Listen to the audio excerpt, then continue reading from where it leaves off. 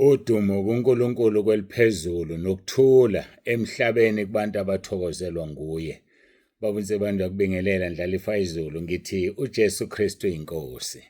Simbonga kakhulu kuNkulunkulu bangcwele siyamdumisa kuba sithole lolu suku lanamhlanje sikwazi ukuhlangana. Sibonge kakhulu. Siphuma kwimpela sonto sibonge ngeenkonzo besibe nazo izolo emabhrentshini ahlukeneyo nesibe nayo izolo entabeni ebikade i-live. Ayimemezelani bafowethu siyacabanga inkinga isizosolveka maduze. Inkonzo yayizolo ayizange iphazamiseke. Batsheleni abantu ukuthi ngo9:30 siba live entabeni yendlu kaJehova kuyabonelelwa. 9:30 siba live. Uma sihambileke ninazo inhlelo zokuhamba kwethu kuyobonakala ukuthi la sikhona inetwork idonsa kahle yini. Kodwa ngale kwalokho ekhaya angiboni ukuthi sisazoba nenkinga noma kusekhona ke sisazokuhlanganisa nobaba uGumbi usiqiniseke eThekwini sibone ukuthi kuyatholakala yini. Makutholakale kona ke ngikholwa ukuthi sobe sesiqedile entabeni.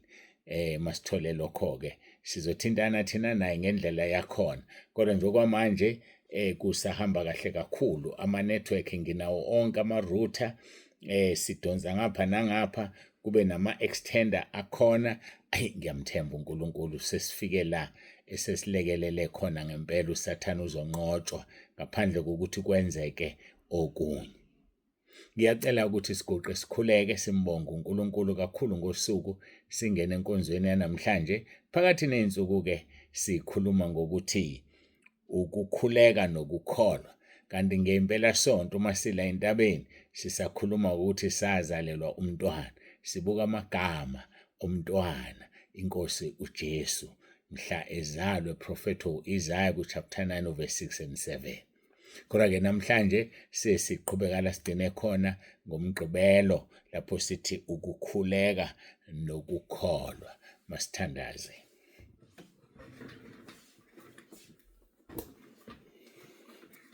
Babongcwele babolungileyo uNkulunkulu wethu nomusa siyathoba phambi kobuso bakho sibonga ukusithanda kwakho.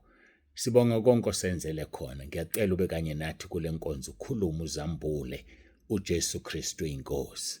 uJesu Kristu inkosi. uJesu Kristu uyinkosi. Amen.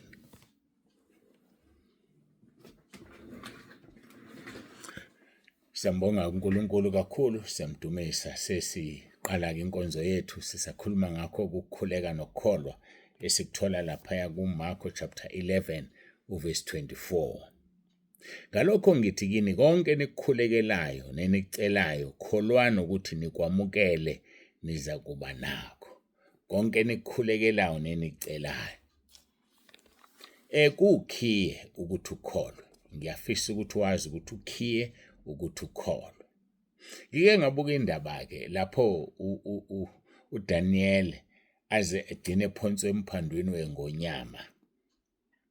Siyakhumbula ukuthi uDaniel wayengomunye walaba bezikhulu ezaziphethe benomona ke ngaye basebenza inkosi yafunga umthetho yokuthi uyotholakala ekhuleka komunye uNkulunkulu hayi kulesi sithombe unjani uyophonswa emphandweni wengonyama. Sithatha lapha kuverse 10 weka Daniel chapter 6. Lithi izwi lenkosi uDaniel esekwazi ukuthi umbhalo ulotshiwe. Wangena endlini yakhe amafastela ekamelo lakhe ayevulekile ebhekisa eJerusalema waguqa ngamadolo kathathu ngosuku wakhuleka wabonga uNkulunkulu wakhe njengalokhu enzile naqala. Nginombuzo mina ukuthi uma kufika izinto ezikuphazamisayo emphefumulweni wakho yini yokuqala oyenzayo? Wenzani? Makufika nje into ekuphazamisayo, ekushayayo, ekulimazayo, ekuhlukumezayo, yini yokuqala oyenzayo? Fonela amaphoyisa, tshela ubhuti wakho, tshela umfowenu, tshela abantu bakini, tshela unkosikazi wakho, tshela indoda yakho, tshela izingane zakho ezingamabhoqolo. Wenze njani uma nje uphazamiseka? La sithola uDaniel lithi izwi lenkosi esekwazi ukuthi umthetho ulotshiwe. esazi ukuthi umthetho uphasile. Wenze njani uDaniel na? Washona ekamelweni lakhe, wavula amawindi, waguqa ebheke ngaseJerusalem. Wakhuleka kathathu ngosuku njengoba wayehlale enza. But wayengaripoti wayengabiki lesi simo lesi abhekene naso. Lithi iBhayibheli wayebonga uNkulunkulu. Hayi mina angazi, yabona amadoda aqala uNkulunkulu engasipha ukukholo kwalo amadoda. Hey songena sigijima ezulwini. Lithi izwi wayebonga uNkulunkulu. Asiphinde verse 10. uDaniel esekwazi ukuthi umbhalo ulotshiwe, wangena endlini yakhe, amafasitela ekamelo lakhe ayivulekile, ebhekisa eJerusalem, waguqa ngamadolo kathathu ngosuku, wakhuleka, wabonga uNkulunkulu wakhe njengalokhu enzile kuqala. Ngithi mina, wena wenzani uma uvelelwa yilesi simo na? Le ndoda le yambonga uNkulunkulu wayo njengoba yayenzile, ayiwushintshanga umkhuleko. Abanye abantu bayawushintsha umkhuleko, bewushintshiswa izimo. Mawushintsha umkhuleko wakho. Masibheka abaseThesalonika bokuqala chapter 5 uverse 18 uthi kukho konke bongani ngokuba lokhu kuyintando kaNkulunkulu kuKristu Jesu. That is what exactly Daniel did. Wabonga, akazange abareport, akashonga ukuthi uNkulunkulu nangoku umthetho sebewushayile, ngivikele. uNkulunkulu this, uNkulunkulu that. No, he just thanked God. Wambonga. Imfihlakalo le. Thina masinika uNkulunkulu udumo, uyasibhekela inkinga zethu asenzele. All we need to do is just to give him glory. All the glory and honor belongs to him. Once we understand leyo nto, ukuthi udumo nenkazimulo namandla namagunya and all authority kungokwakhe, uzokulwela izimpi zakho. Washo njalo kwabaseGibhithe. babaseGibhithe bejaha ama-Israelites lapha ku-Exodus 14:14. Wathi la amaGibhithe niwabona namhlanje, ngeke niphinde niwabona. uJehova uzonilwela, nina nizothula. Into okufanele siyenze ekuthuleni kwethu ukumnika udumo. Mnika udumo. Sizwileke ngoFilip 2:11 ukuthi uma uthi uJesu Kristu inkosi, udumo luya kuNkulunkulu Baba.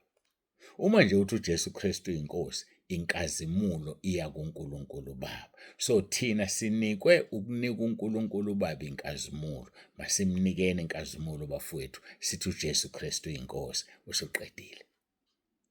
Abantu abazi lamandla powerful, lamagama powerful kangakanani. Very powerful.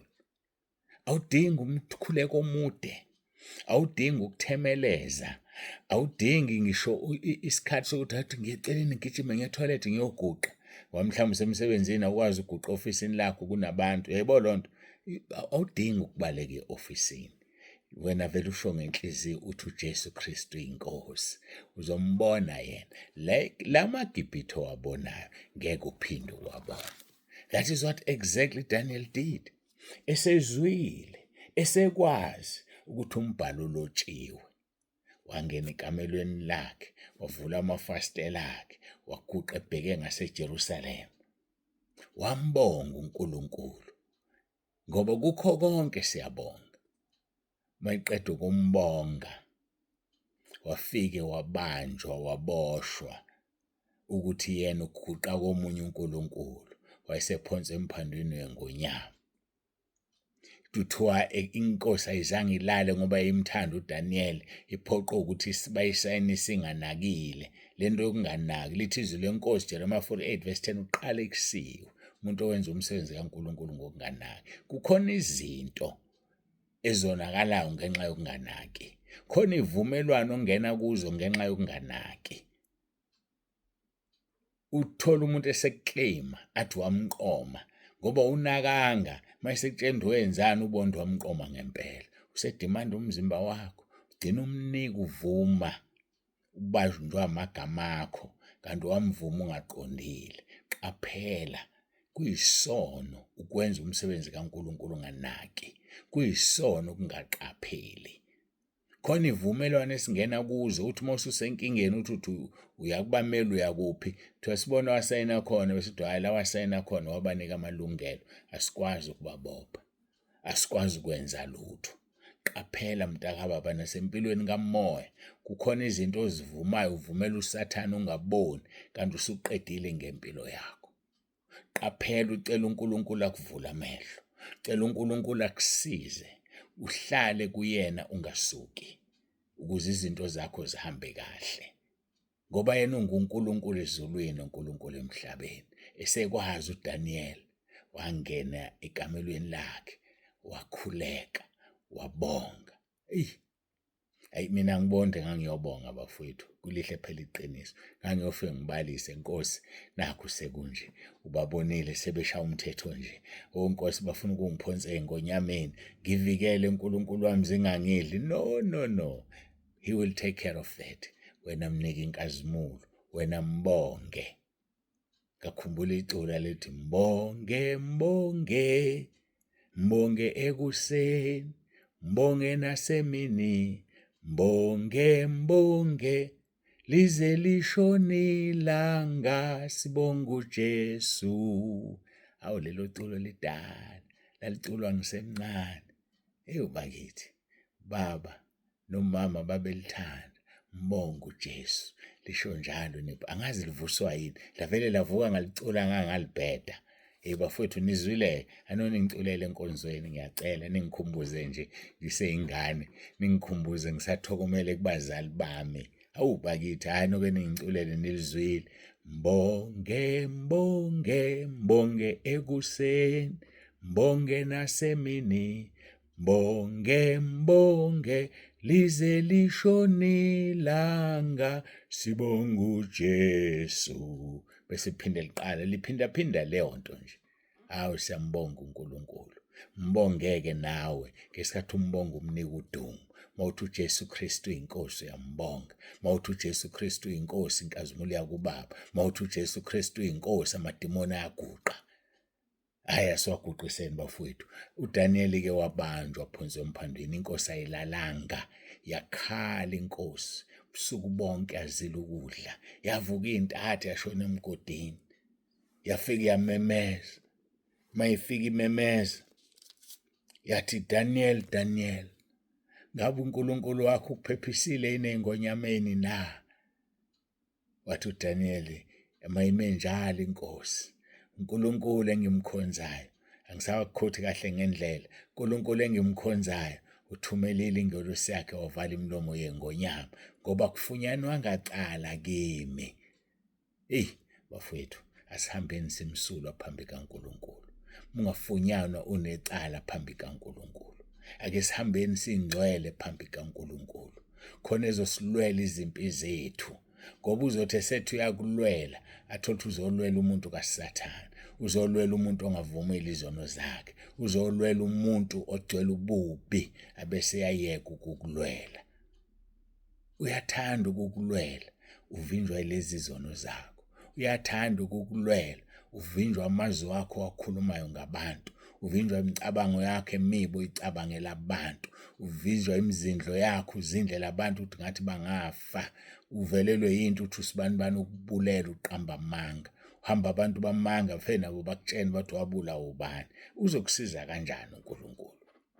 Ngeke akusize. Zingcwelise, phila impilo engcwele, yiba ngcwele. Ngiyalithanda leli vesi Leviticus 11:44. Yibani ngcwele ngoba mina Jehova ngingcwele.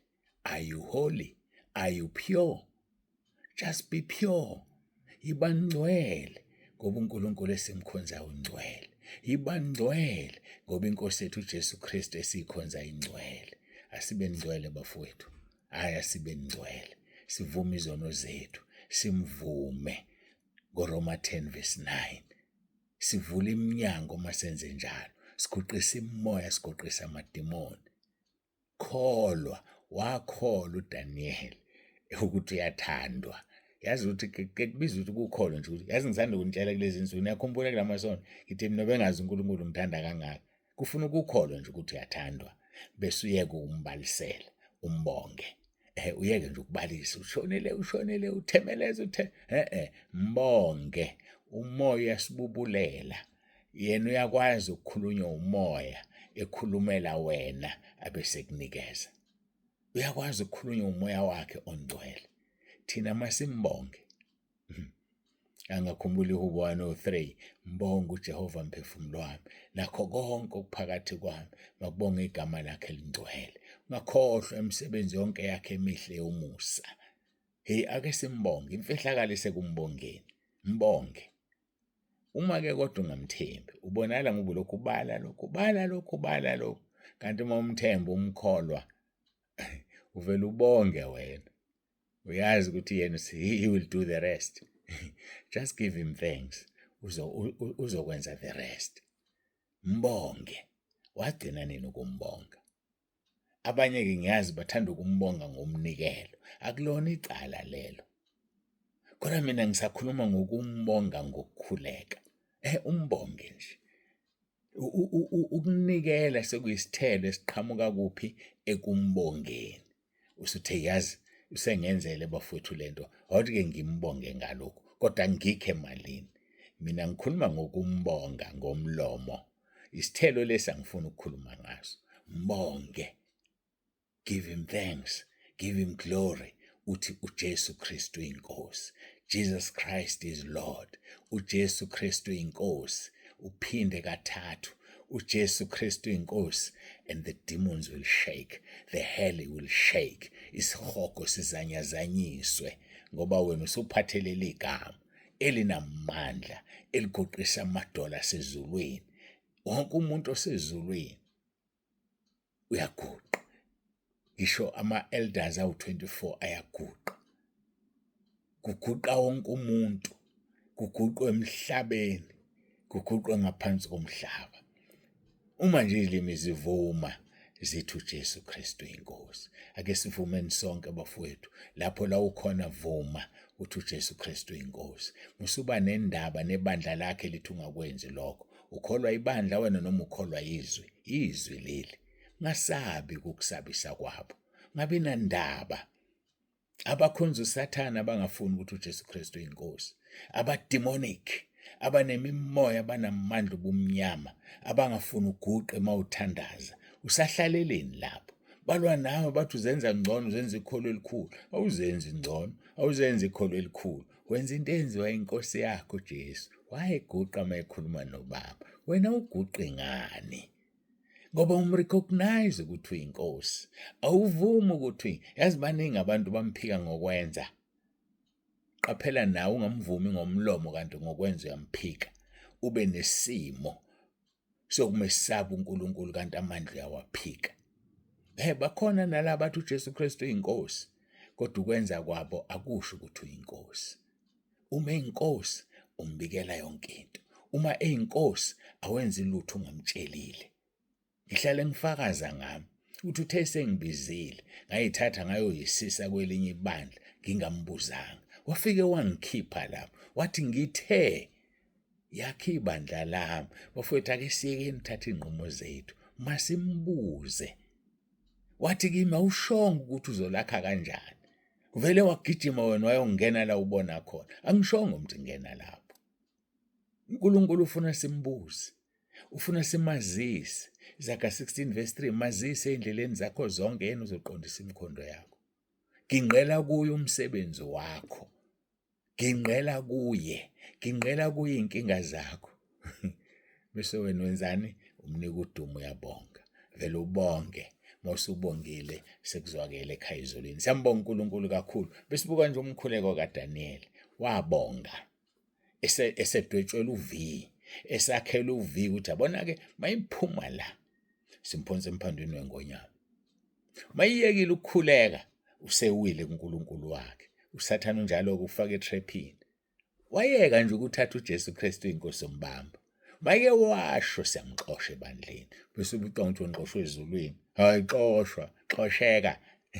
uNkulunkulu wethu awufunda uSamuel wesibili chapter 14 verse 14. Uthi uqamba amasu ukuthi umqoshwa angabe umqoshwa kuyena. Pho usabani uxoshwa?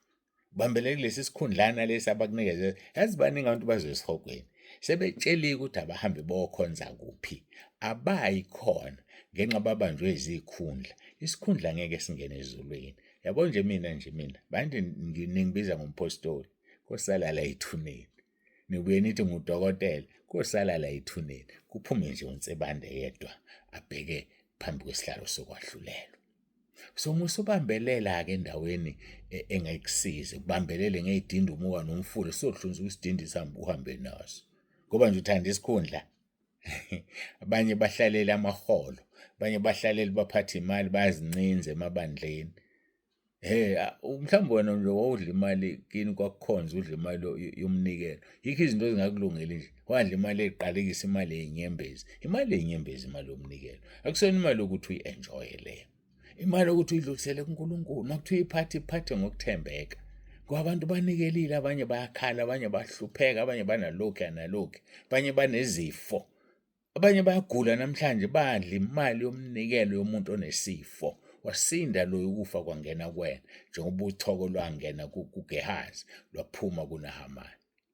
Siyambonga uNkulunkulu osinika ivangeli eliphila. Liyaphila. Yabona leli liyaphila. Mawufuna ukuphila ungene ekhaya ezulwini, hlala ekhaya lezwi.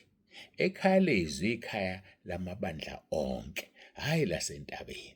Nentabeni ibandla nalo eliphakathi ekhaya lezwi. Maningi amabandla, maningi ama-ministries, baningi abafundisi abala ekhaya lezwi. Ikhaya lezwi likaNkulunkulu alibandlulula umuntu.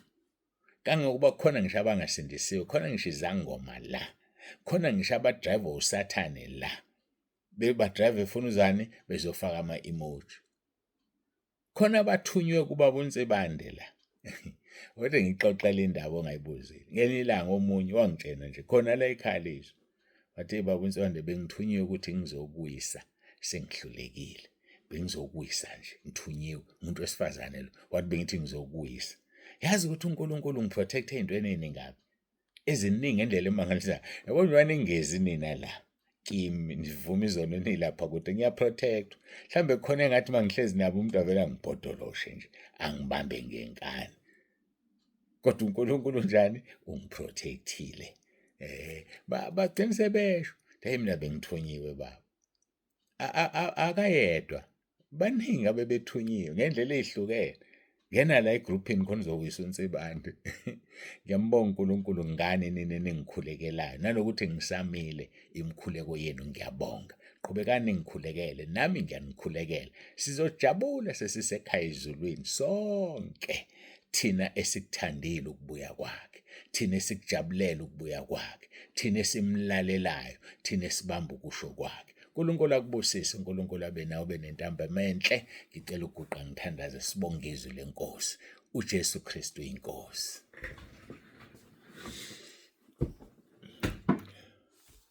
Babongcwele babolungileyo, uNkulunkulu wethu nomusa udumo lungolwakho lukufanele. Ngoba uma sithi uJesu Kristu inkosi inkazimulo yakuwena baba ezulwini. Siyakubonga kakhulu ngendodana owasinikeza yona ehlezi ngakwesokunene sakho. Siyakubonga kakhulu ngomoya ongcwele osinikeze yena osifundisayo nosikhumbuzayo okwakhulunywayo nosibikelayo ukukhulunywa ngaleso sikhathi. Siyabonga moya ongcwele, qhubeka wenza umsebenzi ebandleni lakho entabeni yendlu kaJehova kuyabonelelwa. Qhubeka wenza umsebenzi emabandleni ahlukene ahlangene ekhaya lezwi. Abanye kungena abaholi kuphela, abanye kunabazalwane abaholi abekho, abanye abaholi nabazalwane bonke basekhaya lezwi abazi ababona. uNkulunkulu wami yenza umsebenzi. Siyabonga ngemvuselelo enkulu ayimemezela ngekhathi zokugcina. Siyayibona ukuthi sekuyiyo le. Qhubeka ke Nkosi wenza umsebenzi, likhulu ikhaya lezwi, likhulu uNkulunkulu wami kwalani libe nabantu abangaphezulu ka-20,000. Kwalani uNkulunkulu wami libe nama-branches agcwele umhlaba wonke. Kwalani ligcwale Nkosi ikhaya lezwi njengoba omunye waprofetha walibona ligcwele umhlaba wonke, kubhaliwe ukuthi ikhaya lezwi umhlaba wonke jikelele. Siyabonga makwenzeke ke manje ngegunya onginikeze lona, wathi ngikubophe emhlabeni kuboshwe ezulwini, nengikhulule emhlabeni kukhululwe ezulwini. Ikhaya lezwi maligcwala umhlaba wonke, liwagumbuqe lonke amabandla ezofunda ukuthi Nkosi uthini entabeni yakho, uthini endlini yakho Nkulunkulu wami. Siyabonga, kuyabonelelwa kule ndawo, sibonelele sonke njengokudinga kwethu. uJesu Kristu inkosi.